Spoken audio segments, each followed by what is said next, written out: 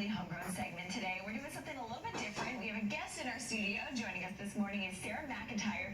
She's the executive director of Crabtree Farms, and as you can see, we're talking tomatoes this morning. Absolutely. Thank you so much for joining us, Sarah. Thank you. Okay, so tomatoes. Why should we grow them in our own backyards? Well, they taste better.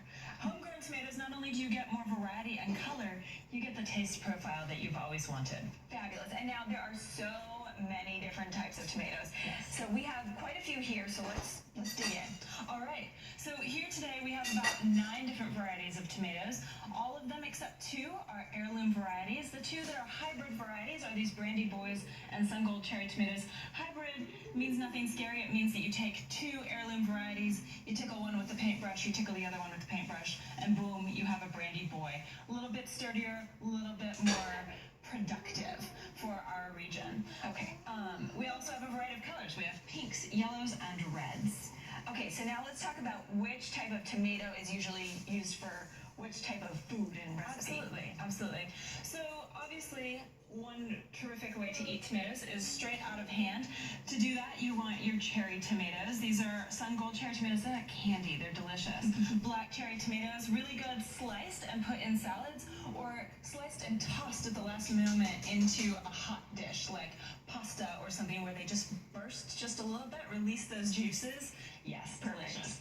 These are Juliets. They are more like a grape or plum tomato. San Marzanos are a similar shape. You notice that they're a lot more oval. And if you cut into them, they actually have a little bit more flesh, a little less juice. So these are good for sauce if you want to make sauce. These tomatoes tend to be a little bit more on the juicy side, a little bit waterier, have a few more seeds, and so it's harder to make sauce out of them, but I've done it. You can do it. Now, and these bigger tomatoes are better for slicing. Oh, yes, they're Let's delicious. slice into one just to see all the juice. Well, I love this kind. This is a Brandy Boy.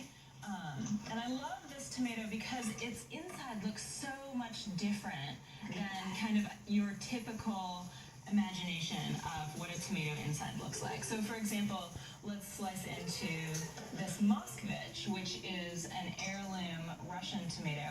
And you notice that this has more of the chambers that you're used to seeing, whereas this has so much flesh and juice.